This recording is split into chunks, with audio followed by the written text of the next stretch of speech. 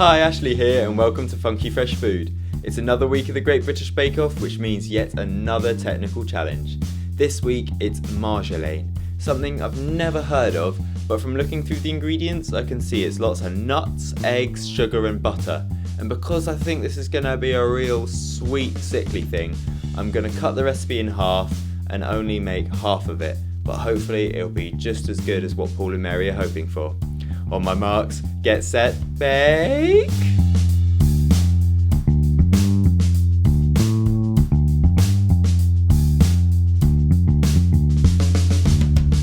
So the first thing we're going to do is tip our almonds and hazelnuts into our food processor and then blitz them until they're fine. We'll then spread these nuts out on a baking tray and put them in the oven at 180 degrees for about 10 to 12 minutes, giving them a stir around every couple of minutes until they're nice and golden brown. We'll then remove them from the oven, transfer them to a cold dish and leave them to cool. Once fully cooled, we'll stir in our corn flour and caster sugar and leave it to one side. Next up, it looks like we're making meringues. So before I crack in my egg whites, I'm going to clean my bowl and my whisk with a little bit of lemon juice, just to make sure there's no fat on it, because a little bit of fat in your egg whites will stop them from getting fully fluffy. We'll put our egg whites into a bowl and give them a good whisk for a couple of minutes until light and frothy. Then we'll gradually add in our caster sugar whilst whisking continually. We'll keep whisking until we have a stiff, glossy meringue mixture. This took me about 10 to 15 minutes. We'll gently fold our roasted nut mixture into the meringues, and then we'll spread this out onto a greaseproof paper-lined baking tray. Try and level the mixture out as best as possible to ensure that the meringue all cooks at the same rate. We'll pop it into our oven to bake at 150 degrees for 45 minutes to an hour. Once it's firm to touch, we'll then turn the oven off and leave the meringue to cool completely in the oven with the door ajar.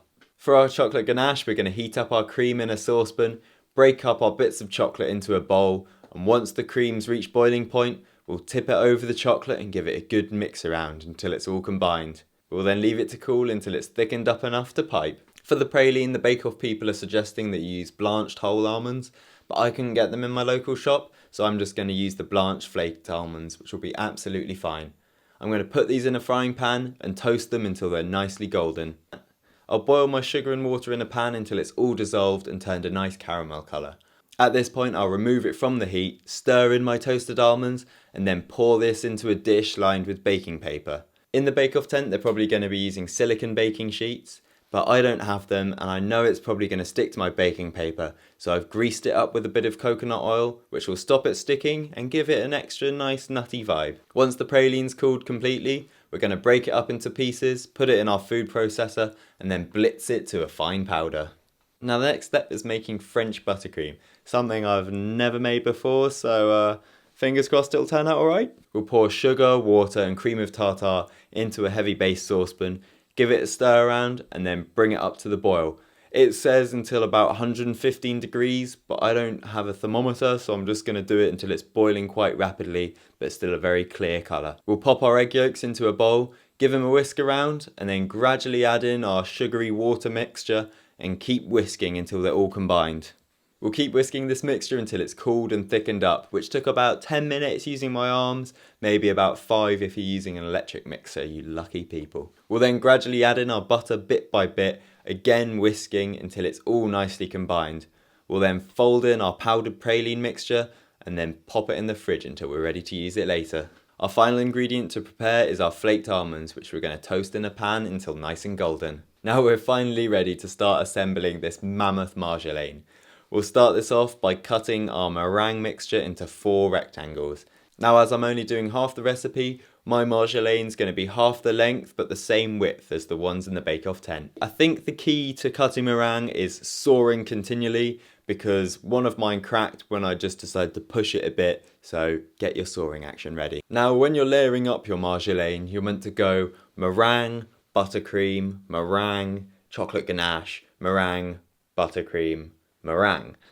But I was obviously a little bit tired when doing this, so I've gone for something a little bit off-piste, which is meringue, buttercream and chocolate ganache, meringue, buttercream and chocolate ganache, meringue, which is different, but it'll still taste the same and maybe even better, who knows.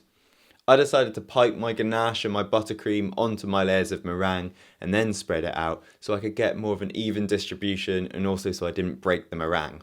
Now this is where we're going back to the instructions. I'm going to cover the entire outside of the Marjolaine with the remaining buttercream and then cover the sides with our toasted flaked almonds. Using a piping bag with a star nozzle, we'll pipe a chocolate ganache border around the top of the Marjolaine and then a few diagonal lines. We'll fill these gaps with our pistachio nuts and our chopped hazelnuts. After several hours of making separate components, we finally pieced it all together to make our finished Marjolaine.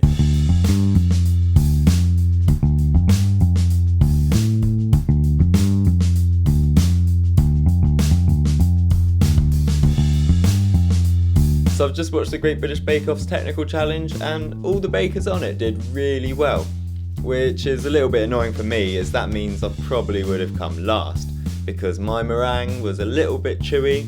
My piping around the top, I just went for a straight line instead of the little dots, and my piping in the middle, well, as you know earlier, I went a little bit off piece with that. But all my little mistakes, I think, still make it a really tasty thing. But anyway, let's give this a taste.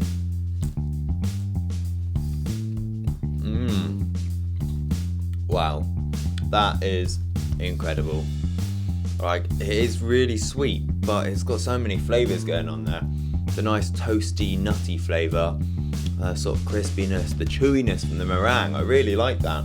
So even though Paul would have complained about it, I think that adds something to it. And the chocolate inside, because I messed up the piping, you get a little bit of chocolate with each mouthful as well. And I also used a darker 85% chocolate, so it's got that nice bitterness to cut through the real sweetness. Yeah, I honestly thought that I would never make this dessert again because it took so long. But it's incredible. I'm really impressed with it. So maybe once in a blue moon I will crack out this dessert for special occasions.